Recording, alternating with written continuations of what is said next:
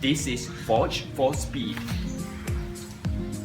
In today's video, I'll be showing you how to change out oil seals on the intake and exhaust camshaft. Along the way, you can also choose to do a timing belt replacement or a water pump replacement.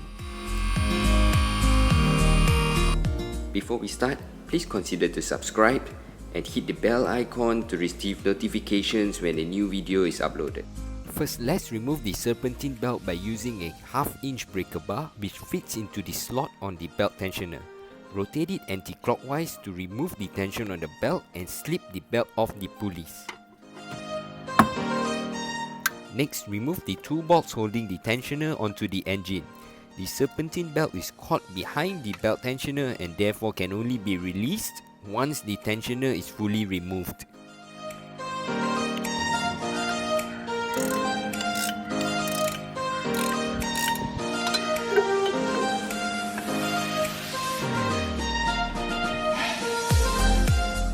Now to remove the crankshaft pulley, remove the driver's side tire.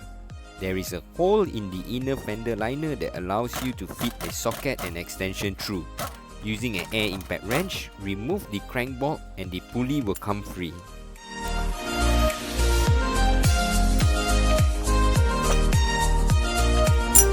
To free up space to work, remove the inner splash guard which is held together by 2 bolts and 2 clips.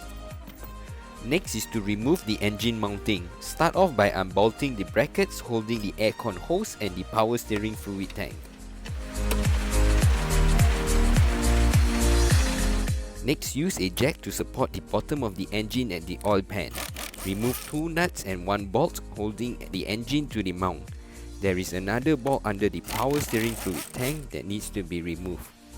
If you find it difficult to remove the engine mount, jack up the engine more until it is level. The mount should come off easily.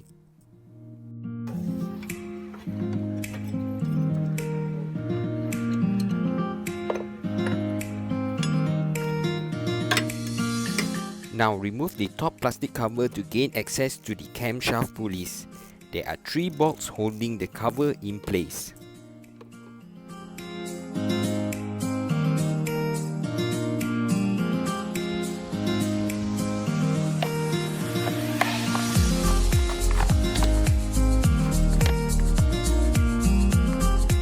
Next is to remove the water pump pulley. Use an oil filter strap to hold the pulley in place and unbolt 3 bolts holding the pulley to the water pump. Now with the pulley out of the way, the bottom plastic cover can be removed. There are 5 bolts holding the cover in place. The next few steps are the most important to get right. I will show you how to put the engine on the right timing before removing the timing belt. On the crank pulley, you will see 2 circular markers which I have marked with white and red paint. On the engine, there are 2 corresponding arrow markers.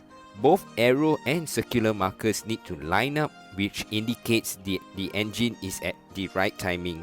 On the intake and exhaust pulley above, you will see the same markers and arrow on the engine side and a line on the pulley that also need to line up before removing the timing belt.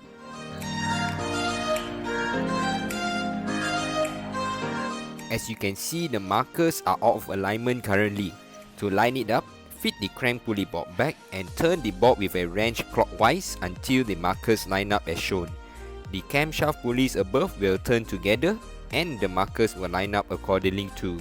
Double check the alignment before removing the timing belt. Now loosen the bolt holding the intake and exhaust pulley. Before removing the tensioner, take a picture of the position for reference later. Unbolt the holding bolt and remove it. Next, remove the intake and exhaust camshaft pulley to gain access to the oil seals behind it. The intake seal is in OK condition, however the exhaust seal, as you can see here, has a leak. Now I will show you my preferred way to remove the seal with the least risk of damaging the sealing face.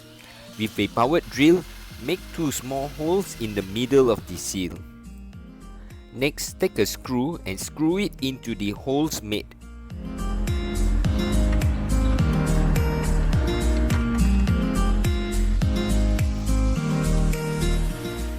Now using a pulling tool which I have, or alternatively you can manually pull it out by hand. Just ensure the pulling force is evenly applied on both sides. Always compare the new and old parts to ensure it is identical. Before installing the new oil seal, lubricate the inside with silicone grease.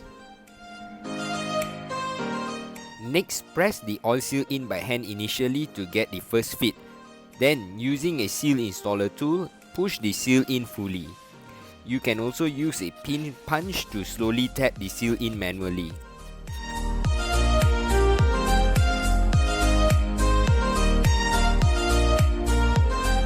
With the new oil seals installed, it is time to put back the intake and exhaust pulleys.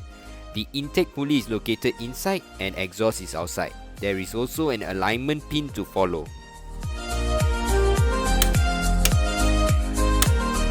After installing the pulleys, you will notice that the markers are misaligned. This normally happens. Just use a wrench to turn the pulleys individually back into alignment.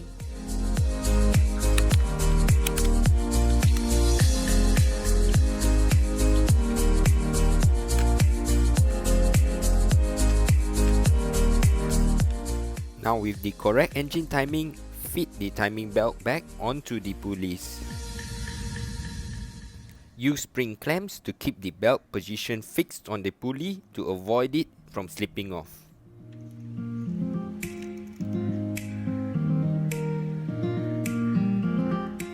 Now to adjust the timing belt tension, you will need a special tool as shown here. This tool has two pins that will fit into holes on the tensioner bearing to allow you to put tension on the timing belt before tightening down the holding bolt. Here is how the tensioner is fitted. Firstly, tighten down the tensioner bearing until it stops moving, but not too tight. Then adjust the tension. Here is how to set the tensioner to the required belt tension. There is a metal straight line indicated by the yellow line that will be the reference point. Now, position the first hole slightly after the reference line indicated by the yellow circle. This position will give the correct tension to the timing belt. On the exhaust side, the belt should only flex this much, indicating that the tension is correct.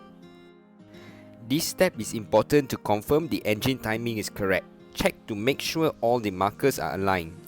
Turn the engine manually using a wrench. Turn it a full 6 rounds at the crank pulley and at the end stop when the markers are aligned. You will feel that it is smooth to turn in every round. It does take a bit of strength to turn the engine. Stop turning if you feel that the rotation is stuck. If it is stuck, it means your timing is incorrect. After completing 6 rounds, the camshaft pulley above would have turned 3 full rounds, and check to ensure that the markers are aligned. Double confirm that all the markers are aligned on each pulley. Proceed to start the engine. If you hear a belt flapping sound, it means you need to increase the belt tension. Observe the movement of the belt indicated by the red arrows. You should see an exact same movement in your setup. Check the belt movement on the camshaft pulley. It should be sitting in place and not wanting to slip off.